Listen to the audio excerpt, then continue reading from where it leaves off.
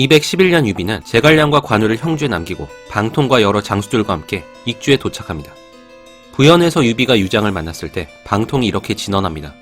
이제 이 회담을 이용하여 곧바로 유장을 사로잡아야 합니다. 그렇게 하면 장군은 싸우지도 않고 앉아서 한주를 평정할 수 있습니다. 하지만 유비는 남의 나라에 막 들어온 터라 은혜와 신의를 아직 보이지 못했다면서 거절합니다.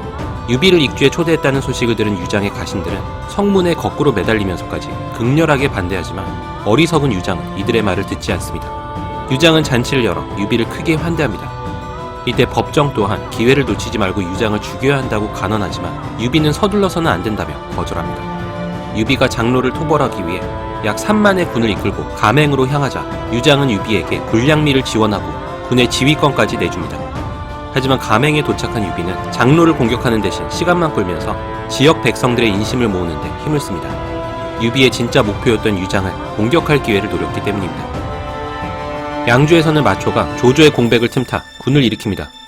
조조가 군을 이끌고 동쪽으로 돌아가기 전 양주의 지방 관리였던 양부는 조조를 찾아가 마초는 한신, 영포의 용맹을 갖추고 강족과 호족의 마음을 얻었으니 만약 대군이 돌아가며 엄히 방비하지 않는다면 이곳을 다시 빼앗길 것이라고 충고합니다.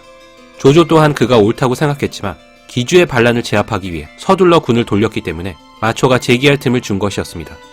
마초가 거병하자 양부의 말대로 양주 일대의 여러 호족들과 이민족들이 마초에게 호응하고 한중의 장로 또한 군을 보내 마초를 지원합니다.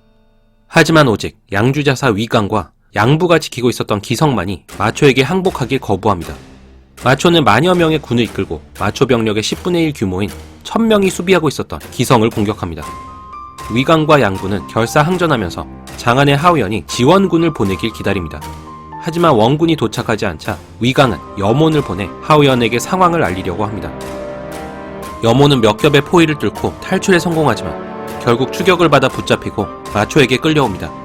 마초는 염온의 포박을 풀어주면서 성을 향해 원군이 없을 거라고 말하며 살려주겠다고 합니다. 하지만 염온은 성을 향해 대군이 3일 내로 도착할 것이니 힘내라고 외쳤고 성 안의 백성들은 눈물을 흘리면서 만세를 불렀다고 합니다.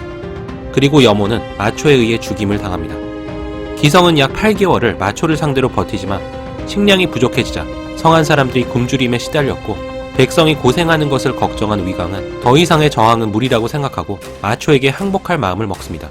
양부는 통곡하면서 끝까지 성을 지키자고 주장했고 위강의 장수 중 한 명이었던 조황 또한 항복에 반대합니다. 조황에게는 왕이라는 아내가 있었는데 스스로 화를 쏘면서 마초군과 싸웠던 여장부였습니다. 왕이는 남편 조황에게 이렇게 말합니다. 하우연의 구원이 근처까지 와 있지 않다고 단언할 수 없으니 병사들을 독려해야 합니다. 모두 절개를 완수하여 죽읍시다. 항복은 안 됩니다. 하지만 이미 항복을 결심한 위강은 마초에게 성문을 열었고 8개월간의 농성이 끝납니다. 기성에 입성한 마초는 위강을 용서하지 않고 일가족과 함께 죽이지만 양부는 살려두는데 마초에게 있어서는 큰 실수가 됩니다. 얼마 후 하우연이 군을 이끌고 기성에 도착했지만 이미 성은 함락된 상태였습니다. 만약 위강이 항복을 조금만 늦췄더라면 전세는 양쪽에서 적을 상대해야 했던 마초에게 절대적으로 불리할 수 있었습니다. 기성을 차지해 여유가 생긴 마초는 농성을 선택하는 대신 전장에서 하우연과 맞서 싸웠고 승리를 거둡니다. 하우연은 결국 군을 돌려 장안으로 돌아갑니다. 위강이 죽은 후에도 살아남은 양부는 아내의 장례식을 핑계로 기성을 떠나 사촌형 강서와 만나 마초를 몰아낼 것을 계획합니다. 그리고 이 둘은 뜻을 같이 한 여러 호족들과 함께 노성에서 거병합니다. 양부와 강서는 기성에 머물고 있었던 조왕에게도 마초를 토벌할 계획을 알리고 기성에서 호응할 것을 제안합니다. 이때 조왕은 아들이 마초의 인질로 있다는 것 때문에 고민에 빠지지만 아내 왕이가 충의를 세워 과거 치욕을 씻는 데 비교하면 목숨을 바치는 것은 대단한 것이 아니고 하물며 자식의 목숨 따위는 별것도 아니라면서 마초와 맞서 싸우자고 설득합니다. 212년 9월 양부와 강서가 노성에서 군을 일으켰다는 소식을 들은 마초가 직접 군을 이끌고 노성으로 향합니다. 그리고 마초가 자리를 비운 틈을 타 조왕 등의 반대 세력이 마초의 남은 세력을 소탕하고 기성을 장악합니다. 이 와중에 마초의 처자식들 또한 모조리 살해됐다고 합니다. 한편 노성에서는 양부가 용감히 나서 마초와 전투를 벌이지만 양부는 마초의 상대가 되지 못했습니다. 전투에서 양부는 그의 7형제를 잃고 자신도 5군데나 상처를 입는 패배를 겪습니다. 승리를 목전에 둔 마초는 본거지였던 기성이 함락됐다는 소식을 듣고 군을 돌리지만 이미 기성은 적의 손에 들어간 후였습니다. 복수심에 불탔던 마초는 강서의 근거지였던 역성을 공격해 강서의 모친을 사로잡습니다. 강서의 어머니는 마초에게 살해당하기 전에 이런 말을 남겼다고 합니다. 너는 아버지를 배반한 역적놈이고 군주를 살해한 흉악한 적이다. 천지가 어찌 너를 오래 살려두겠느냐. 너가 일찍 죽지 않는다면 무슨 면목으로 감히 사람들을 보겠느냐. 근거지였던 기성을 잃고 진퇴양난에 빠진 마초는 남쪽으로 달아나 장로에게 투항합니다. 장로는 마초를 환영하면서 자신의 딸을 그에게 시집 보내려고 합니다. 하지만 장로의 가신 중 한 명이 마초처럼 아버지를 사랑하지 않는 이가 어찌 남을 사랑할 수 있겠느냐고 말리자 딸을 시집 보내려는 마음을 접습니다. 마초는 한중에 머무는 동안 장로에게 군을 빌려줄 것을 재촉하면서 재기할 기회를 노립니다. 212년 조조를 조조로 만든 1등 공신 순욱이 사망합니다. 순욱은 곽가, 순유, 종유, 사마이 등 여러 걸출한 인물을 조조에게 청거했고 조조가 여포와 원소와 싸울 때 항상 시기적절한 조언을 해서 조조가 위기에서 빠져나오는데 결정적 역할을 한 뛰어난 책사였습니다. 하지만 그런 순욱과 조조 사이가 어느 사이에 멀어지게 됩니다. 조조는 가신이었던 동소의 건의에 따라 위공의 자리에 오르려고 했지만 순욱이 반대해서 이루어지지 않았습니다. 조조를 섬기고 있긴 했지만 근본적으로는 자신이 한나라 헌제의 신하라고 생각했었던 순욱은 조조의 권위가 황제마저 넘어서는 걸 원하지 않았던 것입니다. 하지만 이 때문에 조조의 심기를 건드리게 되는데 헌제 춘추에서는 조조와 순욱의 사이를 멀어지게 한 또 다른 사건을 이야기하고 있습니다. 헌제에게는 부인 복황후가 있었는데 복황후는 아버지 보관에게 편지를 써서 황제께서 동승을 죽인 조조에게 복수해주길 바란다고 말합니다. 놀란 보관은 이 편지를 순욱에게 보여줍니다. 순욱은 곧바로 조조에게 이 사실을 보고하는 대신 감추고 있다 한참 뒤에 복황후를 폐해야 한다는 조언을 합니다. 하지만 이미 복황후가 보낸 편지에 대해서 알고 있었던 조조가 왜 더 일찍 그런 말을 하지 않았는지 추궁하자 순욱은 당황하면서 횡설수설했다고 합니다. 순욱은 조조에게 사죄하지만 이미 조조의 의심은 깊어진 후였습니다. 이후에 배송진은 순욱 같은 인물이 이렇게 어리숙하게 처신할 리가 없다면서 이 기록이 허구라고 주장하고 있지만 그의 주장 또한 추정이기 때문에 사실이 아니라고 단언할 수는 없습니다. 위시 춘추에 따르면 조조가 순욱에게 음식을 내렸는데 여러 본이 비어있었고 그것을 자살하라는 의미로 받아들인 순욱이 약을 먹고 스스로 목숨을 끊었다고 합니다. 하지만 진수의 순욱전에서는 단순히 순욱이 병으로 수춘에 머물렀다가 근심 속에 죽으니 이때 나이가 50이었다고 기록하고 있습니다. 순욱이 어떻게 죽었든지 간에 순욱과 조조 간의 갈등이 순욱이 죽었던 원인이었을 가능성이 높습니다. 순욱이 청거했던 사마이는 순욱에 대해 이런 말을 남겼습니다. 책에서 전하는 오랜 일들을 나는 목전에서 나의 눈과 귀로 보고 들었다. 백수십 년 동안 순욱에 미치는 남보다 뛰어난 재주는 없었다. 남쪽에서는 송건이 말릉을 건업으로 개명하고 수도로 삼습니다. 송건의 가신이었던 장괭이 송건에게 말릉은 진시황이 통치하던 시절서부터 왕자의 도읍의 기가 있는 곳으로 알려졌다면서 말릉을 수도로 삼기를 권하자 송건이 따른 것이었습니다. 장괭은 손책에 이어 송건을 섬겼던 인물로 장소와 함께 가장 큰 영향력을 행사하던 문관 중 한 명이었습니다.